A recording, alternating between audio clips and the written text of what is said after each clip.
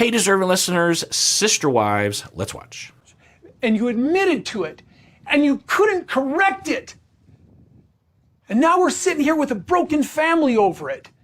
And you're like the freaking Pied Piper. You're trying to take the kids. Okay, well now, it was already crossing the line, but that's way beyond the line, Cody. And I also get it. This is triangulation, but yikes. No. You can't pin that on her, and she hasn't even done that. Most of the kids don't live in Flagstaff anyway because they're all grown adults and they live, a lot of them, in Utah. If anything, anyway, so I'm guessing she's going to stick up for herself here. No, that's With not you. even okay. I could sit here and dissect everything that Cody has said and give you my point. But we've done this for years. I'm tired. I'm tired. It doesn't matter. It's over.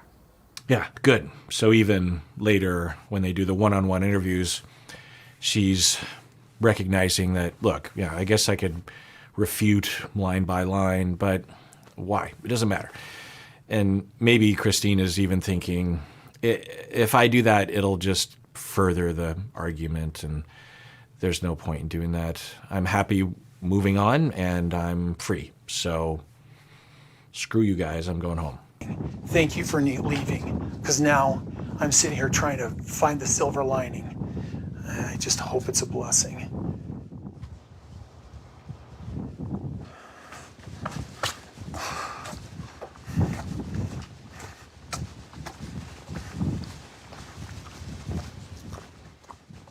Now, Cody has the way that played out, it makes me wonder if that was either speaking on behalf of Robin or trying to perform in front of Robin or something, because when it's just him and Christine, he never became as animated, and in the more recent conversations would be a lot more differentiated, and especially toward the end, and would apologize. So I wonder what's going on there.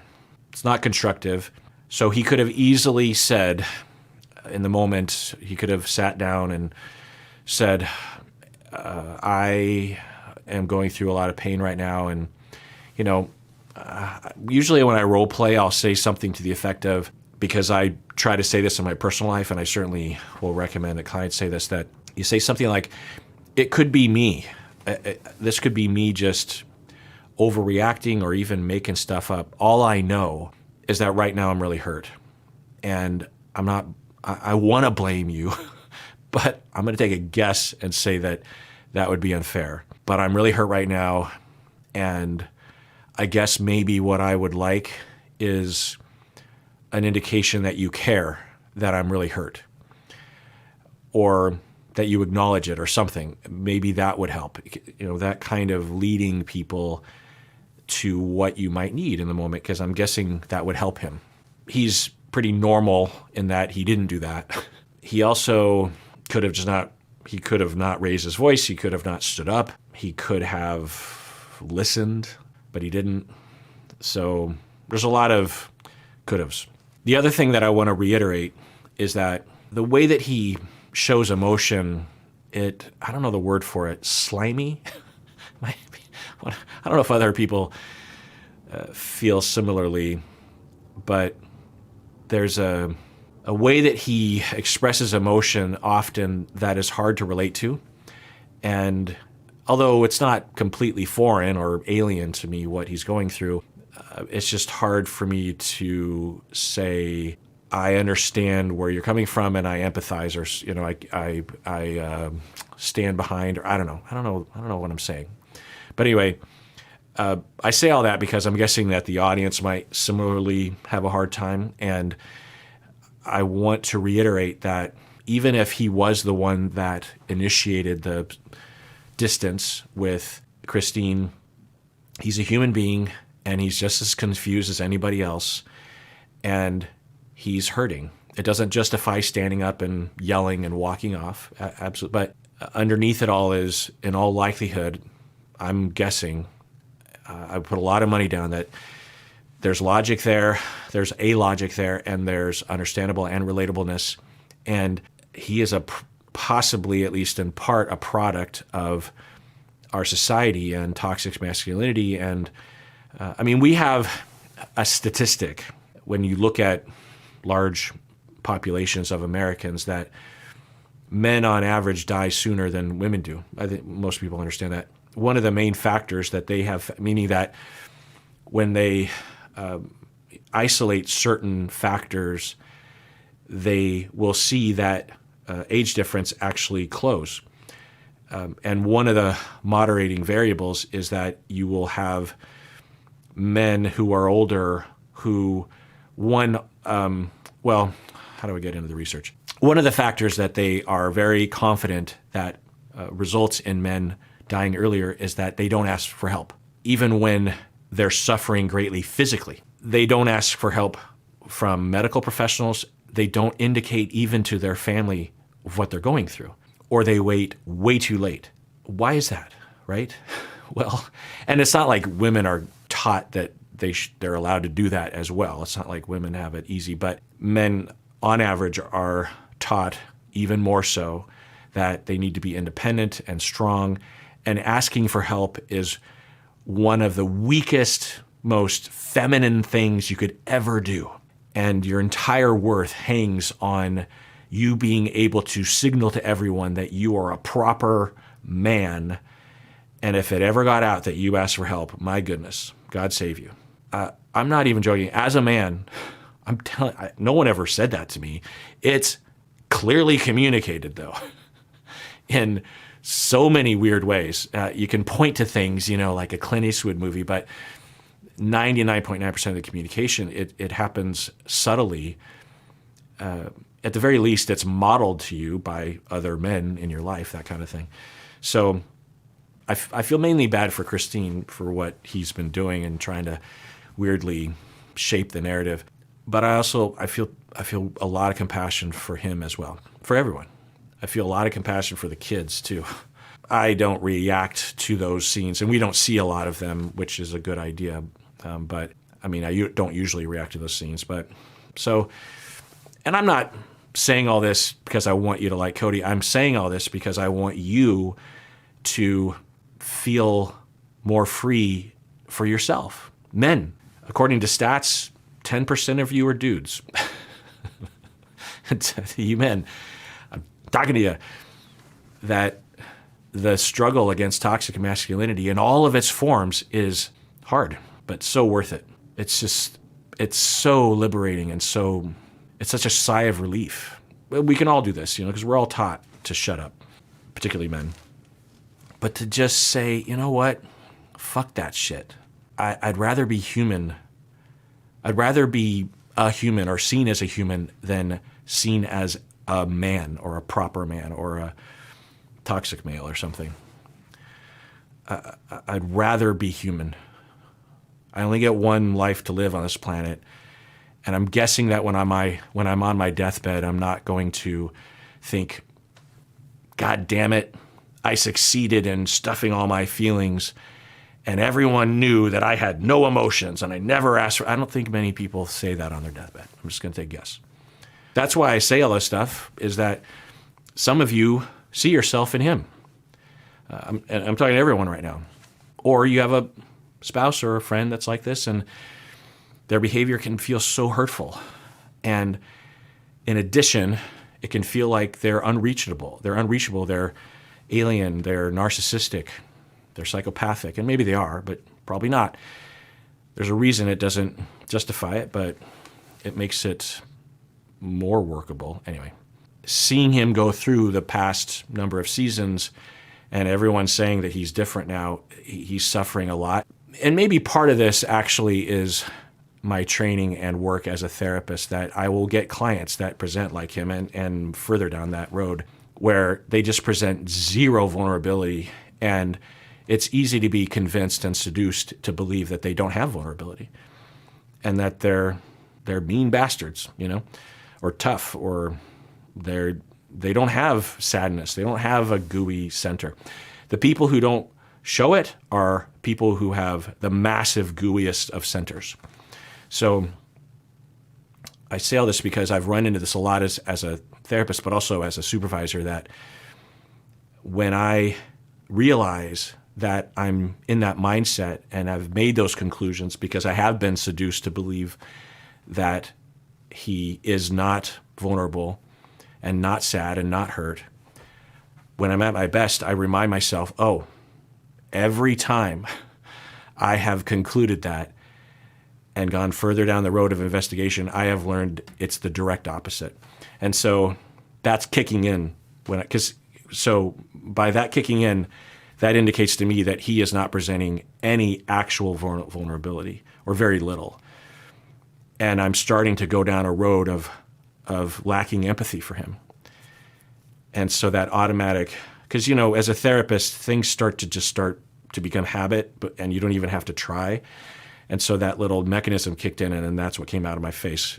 And really, it was me reminding myself remind myself that he has a gooey center, and therefore that will provoke me to feel compassion for him and empathy, because everyone deserves that. I want to take a quick break to tell you about something that's actually really important to me. My wife and I, Stacy and I, we have been using this phone app that is made for couples. It's called the Paired app. We've been using it for the past 3 years now. And if you sign up, please use the link below, because I want this sponsor to become a long-term sponsor. I highly recommend the Paired app for any couple at any stage of relationship. Every day, you get a daily question or a game you can play, and you can't see your partner's answers until you answer yourself. And there are questions and games about everything, from communication to intimacy, parenting, money, finance, etc. There are serious questions, like I remember one time Stacy told me that she wished that I would speak up more and not stuff my feelings, and that really stuck out to me. That was a long time ago. I still remember it. And I don't know if we would have talked about that so explicitly otherwise. And there are also lighter questions. Like I remember there was a recent question that asked which one of you would be more likely to suggest watching a rom-com on a date night, that sort of thing. So click my link below to get a 7-day free trial and 25% off Paired Premium to deepen your connection with your partner. I highly recommend.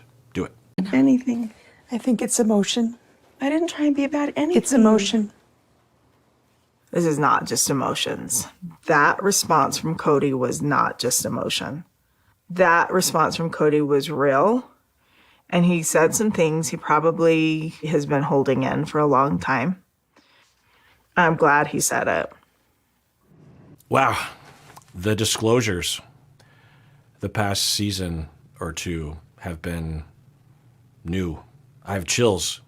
Finally hearing the truth. And Mary, okay, that's interesting. Huh.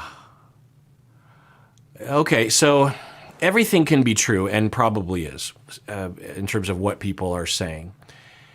And yeah, if I remember all the things that I saw and was wondering, I don't know if I ever stated this in a reaction video, and I don't know what Mary is saying exactly there, but I think it is possible to say that in the first, 10 seasons of this show, or I don't know how many years, but that Cody, and it's hard to remember this, actually, given how different Cody is right now, and particularly how different Cody is to all the sister wives. He doesn't show any affection or any love or any care, but I've seen some flashbacks that I haven't been reacting to where Cody is, in the earlier seasons, and he's such a different person. He's on the edit anyway. He's very warm and smiley and cuddly, and even when he's going through bad times with some of the sister wives and he's repairing, he's flirty and jokey and listens well when they're upset and hears them in his way and puts a lot of effort. The therapy sessions that they would have. Anyway, so in those first number of years, the way it looked with Christine and Cody was that, at least in part, that Christine was used to being in relation to Janelle and Mary more of a focus for Kody, or at least she thought that, or it felt that way to her, something. This is all completely speculative, but she would say things that seemingly was in this direction. And then when Robin entered the family, that at least on paper she consented to, even pursued. I mean, those early, because when that happened in the beginning, I was like, does anyone want? And over the years, they would say things, but it's probably complicated, and maybe they're just saying that, trying to convince themselves because they don't have power. I don't know. But when Robin entered the family, Christine was no longer the focus, or could tell herself that she was perhaps more important than the other sister wives. More important is a strong, that she had Kody's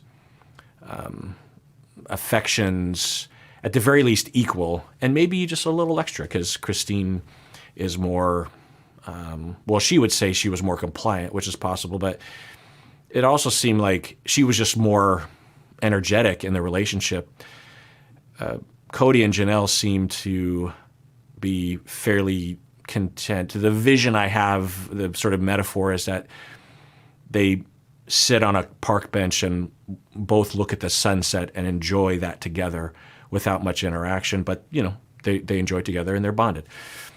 With him and Mary, the way that it looks is that she's a pursuer that is and feels like she is lesser or something, that she's sort of fawning and sort of worshiping in a way him.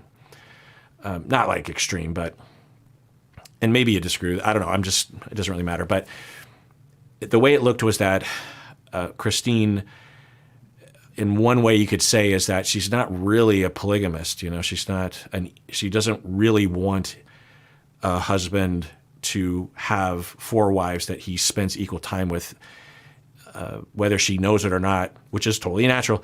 She wants to be the one, which a lot of us, that's what I want. I want to be the one to my wife, So, and she had a hard time reckoning with that. But sometimes she would, and she would say, jealousy's hard, and she admitted that she would get jealous, and that's wrong. She needs to rein that in. And so she was kind of going back and forth. But I think there were times when she was kind of struggling, which is fine.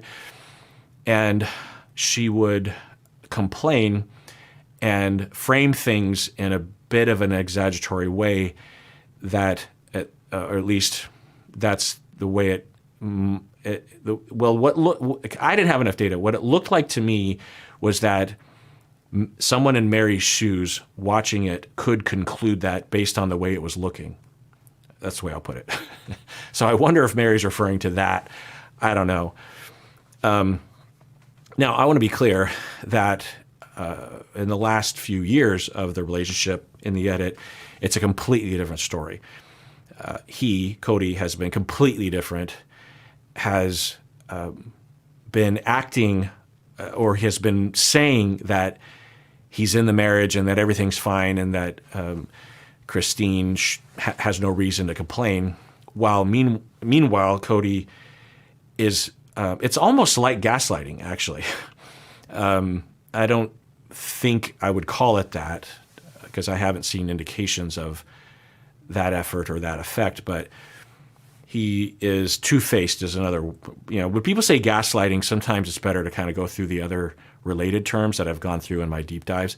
Two-faced is another word, or crazy making is another word, because gaslighting is really particular and it's pretty extreme. Anyway, that what he's doing is two-faced and or crazy making, in that he's saying that he's in it and he's always been in it and he wants to be in it and he wants to be in it forever. Meanwhile, his behavior is saying the exact opposite.